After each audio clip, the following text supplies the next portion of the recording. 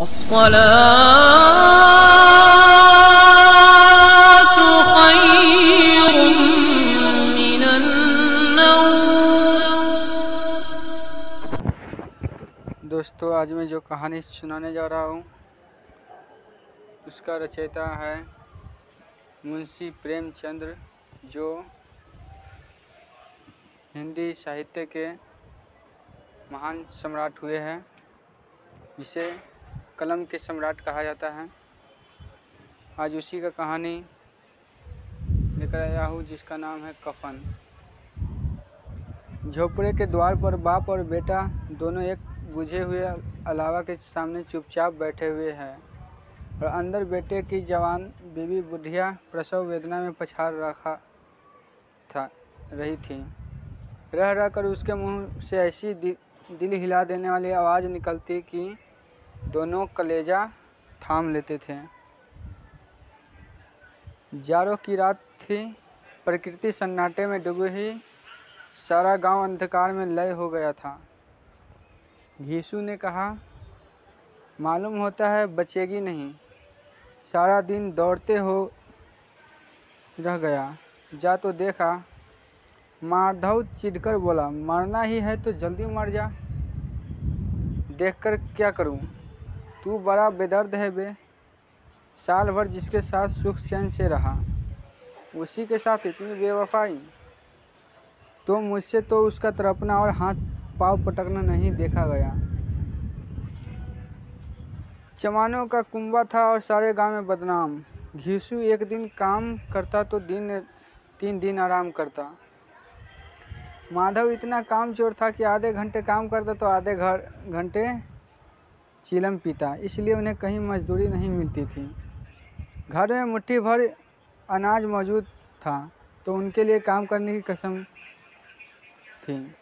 जब 2-4 फाके हो तो घीसू पेड़ पर चढ़कर लकड़ियाँ तोड़ लाता और माधव बाजार से बेच लाता, और जब तक वह पैसे रहते दोनों इधर उधर मारे मारे फिरते। गांव में काम की कमी न थी। किसानों का गांव था। मेहनती आदमी के लिए 50 काम थे, मगर इन दोनों को उसी वक्त बुलाते जब 2 आदमियों से एक का काम पाकर भी संतोष कर लेने के सिवा और कोई चारा न होता। अगर दोनों साधु होते तो उन्हें संतोष और धैर्य के लिए संयम और नियम की बिल्कुल ज़रूरत न होती। यह तो इनकी प्रवृत्ति थी। विचित्र जीवन था इनका। घर में मिट्टी के 2 बर्तन के सिवा कोई संपत्ति नहीं। फतेह चिट्ठों से अपनी नग्नता को ढांके हुए जिए जाते थे। संसार की चिंताओं से मुक्त, कर्ज से लदे हुए। गालियाँ भी खाते, मार भी खाते, मगर कोई गम नहीं। दिन इतने की वसूली की बिल्कुल आसान न रहने पर भी लोग इनके कुछ न कुछ कर्ज दे देते थे। मटर आलू की फसल में दूसरे के खेतों से मटर या आलू उखाड़ लाते और भून कर खा लेते, या 10-5 उखाड़ लाते और रात को चूसते। घीसू ने इसी अवकाश वृत्ति से 60 साल की उम्र काट दी, और माधव भी सपूत बेटे की तरफ बाप ही के पद चिन्हों पर चल रहा था, बल्कि उसका नाम और भी उजागर कर रहा था। इन वक्त भी दोनों अलावा के सामने बैठकर आलू भून रहे थे, जो कि किसी खेत से खोद लाए थे। घीसू की स्त्री का तो बहुत दिन हुए देहांत हो गया था।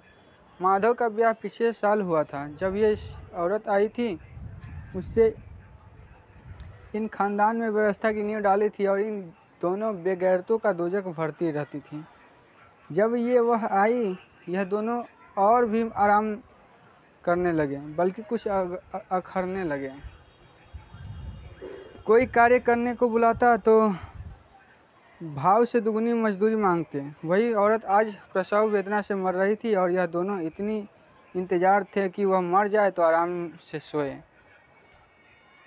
घीसू ने आलू निकालकर छीलते हुए कहा, जाकर तो देख क्या दशा है उसकी। सीरियल का फिसाद होगा और क्या। यह तो ओझा भी 1 रुपया मांगता है। माधव को भय आया था कि वह कोठरी में गया तो घीसू आलूओं का बड़ा भाग साफ कर देगा। बोला, मुझे वहाँ जाते डर लगता है। डर किस बात का? मैं तो यहाँ हूँ, तो तुम ही जाकर देखो ना।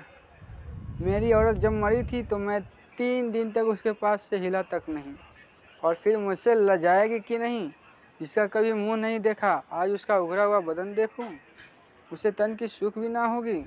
मुझे देख लगी तो खुलकर हाथ पाँव भी न पटक सकेगी। मैं सोचता हूँ कोई बाल बच्चा हुआ तो क्या होगा, सोंठ गुड़ तेल कुछ भी तो नहीं है घर में, सब कुछ आ जाएगा भगवान देगा तो। जो लोग अभी एक पैसा नहीं दे रहे वे ही कल बुलाकर रुपया देंगे। मेरे 9 लड़के हुए, घर में कभी कुछ न था, मगर भगवान ने किसी न किसी तरह बेड़ा पार ही लगाया। जिस समाज में रात दिन मेहनत करने वालों की हालत उसकी हालत से कुछ अच्छी न थी, और किसानों के मुकाबले में वे लोग जो किसानों की दुर्बलता से लाभ उठाना चाहते थे कहीं ज़्यादा संपन्न थे, वहाँ इस तरह की मनोवृत्ति का पैदा हो जाना अचरज की बात थी। हम तो कहेंगे घिसू किसानों से कहीं ज़्यादा विचारवान और किसानों के विचार शून्य समूह में शामिल होने के बदले बैठकबाजों की कुतली मंडली में जा मिला था।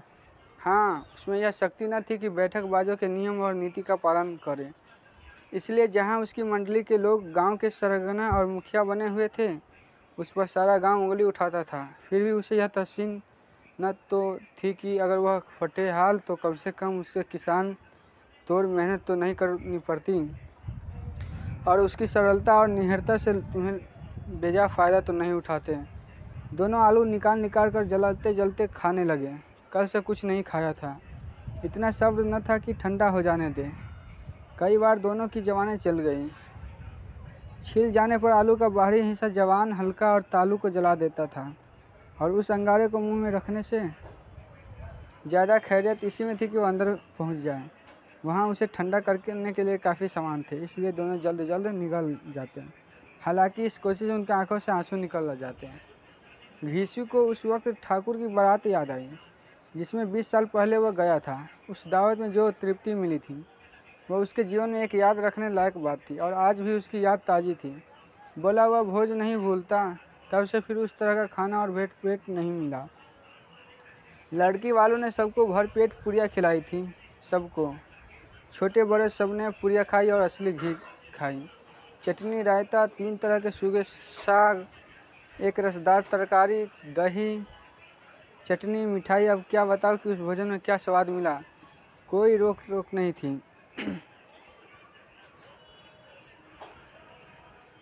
जितना चाहो खाओ, जितना चाहो मांगो। लोगों ने ऐसा खाया कि किसी से पानी न पिया। मर परोसने वाले ने पतीले में गरम गरम गोल गोल सेवइयाँ कचौरियाँ डाल देते हैं, मना करते हैं कि नहीं चाहिए, पतीले पर हाथ रोके हुए हैं, मगर वह कहते दिए जाते हैं। और जब सबने मुंह धो लिया तो पान इलायची भी मिली, मगर मुझे पान लेने की कहाँ सुध थी, खड़ा हुआ तो जाता था ना। छटपट जाकर अपने कंबल पर लेट गया, ऐसा दिल था वह ठाकुर। माधव ने इन पदार्थों का मन ही मन मजा लेते हुए कहा, अब हमें कोई ऐसा भोज नहीं खिलाता, अब कोई क्या खिलाएगा। वह ज़माना दूसरा था, अब तो सबको किफ़ायत सोचती है। शादी ब्याह में मत खर्चा करो, क्रियाक्रम में मत खर्चा करो। पूछो गरीबों का माल बटोर बटोर कहाँ रखोगे। बटोरने में तो कमी नहीं है, हाँ खर्च में किफ़ायत सोचती है। तुमने एक 20 पूरियाँ खाई होगी, 20 से ज़्यादा खाई थी, मैं 50 खा जाता, 50 से कम मैं नहीं खाई होगी। अच्छा पका था, तू तो मेरा आधा भी नहीं है। आलू खाकर दोनों ने पानी पिया और वहीं अलावा के सामने अपनी धोतियाँ ओढ़कर पाँव पेट में डाले सो रहे हैं, जैसे 2 बड़े बड़े अजगर गेंडुलियाँ मारे पड़े हों, और बुढ़िया अभी तक कराह रही थी।